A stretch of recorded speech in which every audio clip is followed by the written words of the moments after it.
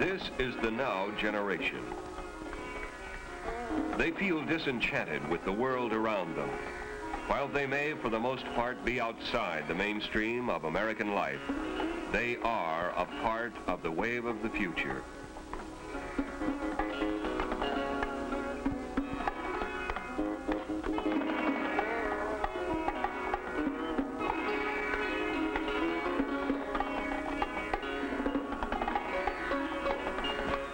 Webster defines the word now as meaning at the moment or at once.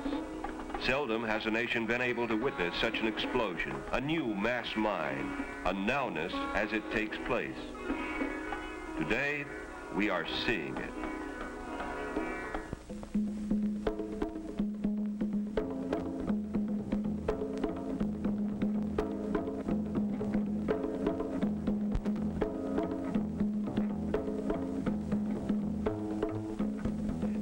Of bobby socks and ice cream sodas is gone. These people no longer feel constrained by the social rules of the past. They are better read and more concerned about all people and all cultures. An older generation could learn about fresh thinking from them. Their energy is boundless. They play hard, but they are also involved. They are free thinking for the most part, and not afraid to voice their criticisms. But many more of them have simply dropped out. They have made what they consider their own peace with America, and are now involved in finding out who they are. Discovering the inner man cannot be minimized, but a nation in turmoil needs the vigor, the newness of its young. This exploration, this search for new values, has led into a new and dangerous area, the use of narcotics and hallucinogens. The brain, the body, indeed the freedom to do, can be so jeopardized by these drugs that new politics, more realistic values, and a meaningful, less materialistic society may never have the opportunity of becoming a reality. The turned-on people, who seem to set many of today's lifestyles, are not the only ones smoking grass, popping bennies, shooting speed, or dropping acid. If they were, the problem would be somewhat less tragic. These practices have spread to colleges, high schools, and even elementary schools. The students are being exposed to drugs that many of them believe are without lasting physiological or mental effects. On the contrary, these substances are extremely dangerous. This trend toward drugs has alarmed every responsible segment of the community, for they know that there are inherent risks in the drug experience. Aside from its illegality, there's a medical risk to the brain and body. Perhaps the biggest risk is the placing of the psyche in peril. At the moment, these students are striving for something.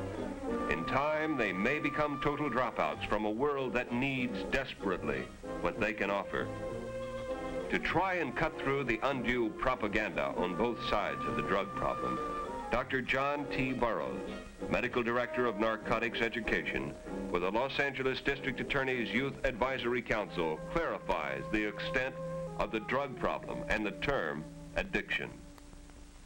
Well, I think the use of the word addiction is definitely obsolete, and it's been a very unfortunate thing that it has been used to try to define whether a drug is harmful or not. This use of the word addiction was started with the World Health Organization in 1950, and they have realized their great mistake in this and have recently, in 1965, completely redefined drug problems in other terms. We know that the drugs have two effects that cause dependency or the desire for the use of the drug. And the most important one, and the one that was not emphasized in the previous definition, is the psychic dependence, the dependence of the person from a mental point of view upon needing or desiring the drug. Now, there is also, with some drugs, physical dependence.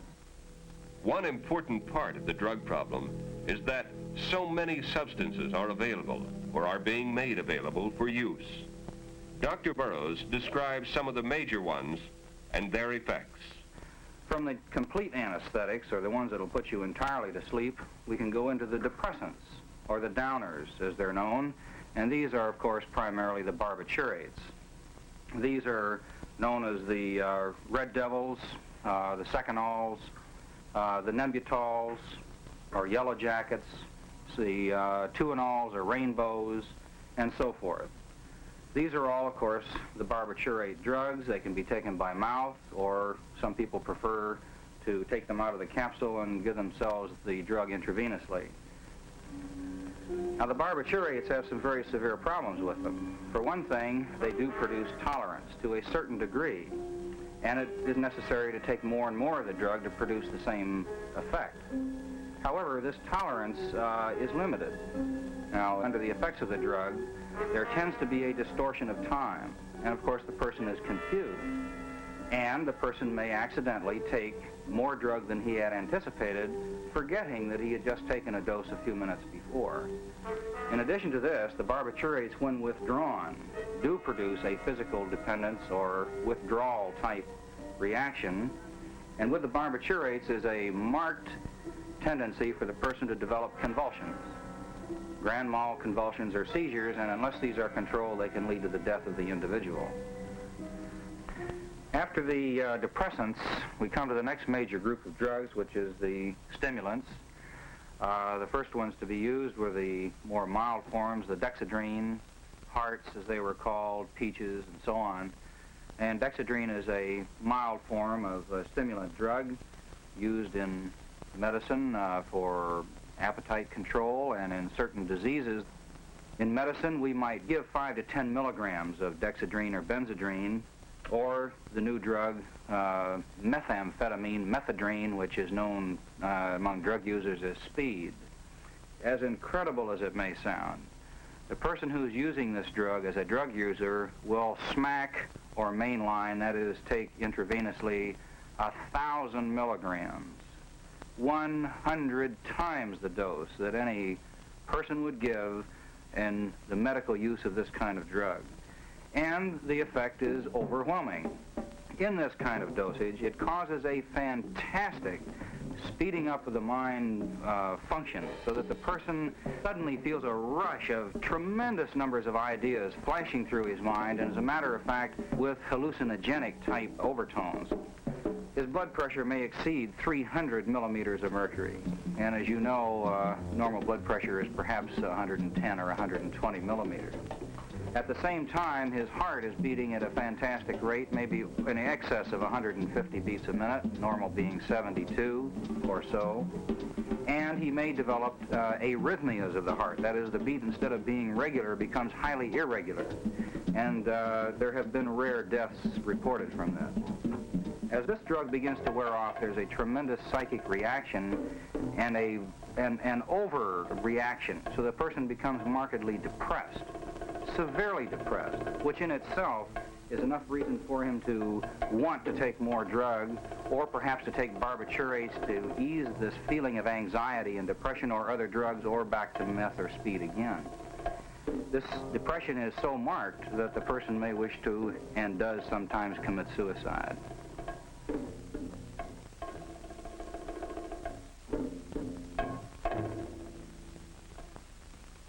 Dr. Burroughs describes 2 more categories of drugs, the deliriants and marijuana. Most important entity, marijuana. Now, the deliriants are the drugs such as the glues, the glue sniffing, which include gasoline, ether, paint thinners, even some deodorants have been used. They, like all the other drugs, produce a mind-changing effect, so that the person feels a feeling of euphoria, unusual happiness, a feeling of unreality. These drugs have some severe physical effects. If they are sniffed so that the actual material that is being used, such as airplane glue, can get into the nose or mouth, it causes a real burning of the mucous membranes and can cause rather severe damage. And it is becoming overwhelmingly evident that an increasing number of children are showing up with brain damage and what we call chronic brain disease. Now, marijuana is not a separate thing. this again is a drug. Just like LSD is a drug, just like amphetamine is a drug, or just like barbiturate is a drug. There's a specific chemical in marijuana known as tetrahydrocannabinol, or let's call it THC from here on out for short, which is the material, the chemical, that produces the high of marijuana. Dr. Burroughs pointed out that a good deal of the confusion concerning the effects of this drug is due to its very low concentration in American marijuana, or grass. Smoking typical pot usually produces mind-altering or hallucinogenic experiences, though sometimes it has little or no effect on some people. But as the drug becomes more concentrated, it has all of the effects of any of the hallucinogens. In high dosage, it parallels LSD. And already, more purified marijuana, hashish, and the synthesized THC itself are readily available. I think it becomes obvious after having categorized all these drugs, we've now talked about all these different categories, one thing keeps coming up all the time, and that is the drug-dependent, mind-changing or mind-altering effect of all of these drugs. The unfortunate person who gets started in this finds himself getting into an ever-increasing abyss, where he starts out with the idea, I'll have a kick or a high, and that'll do something for him. Well, it's true. These things do have a kick, or obviously people wouldn't try them. But the trouble is the person then gets involved in this vicious cycle. The kick becomes something that is not as good as he thought it was. He finds by using his drug that he has lost his capability to be responsible. He's lost his ability to be a worthwhile, successful student or successful individual. So he starts to seek ways to help him, and the only way he can seek, since he's using the drug now to avoid the reality of his failures, is to take more drugs. And down he spins. And he spins into a situation where he is virtually buried alive in a chemical tomb. This is the problem of drug dependency.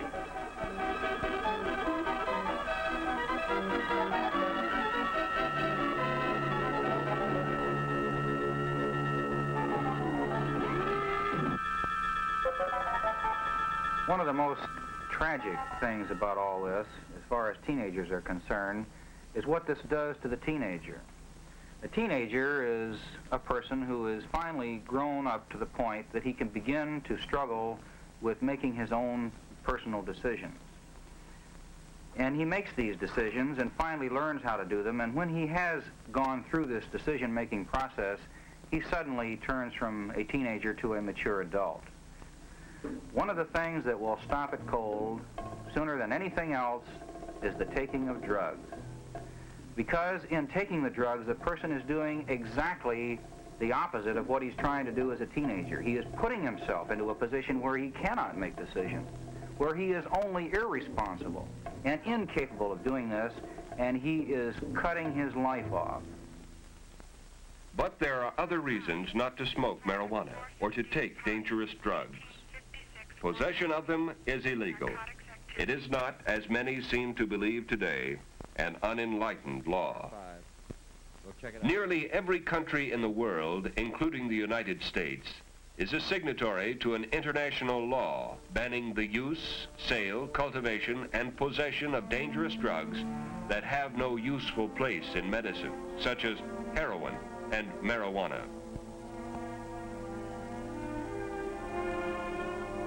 Is the gamble of drug exploration worth this? Is it worth the physical and mental risk as well?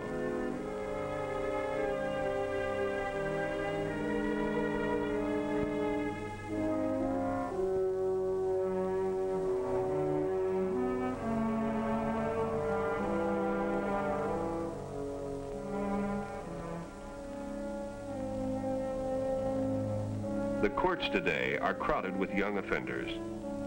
Tragically, many of them are from good homes. They are well educated and have opportunities that are available in no other country in the world. One immature and irresponsible action, for whatever motivation, can bring serious fines, prison terms, or both.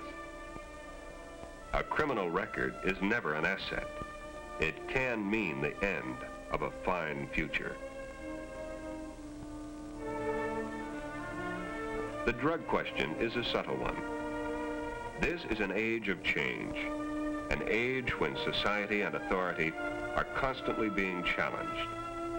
All too often, drugs have played a part in or have been used as a principal means of rebellion against authority. But drugs are not the proper tools with which to confront, to change a society that somehow hasn't fulfilled all its promise.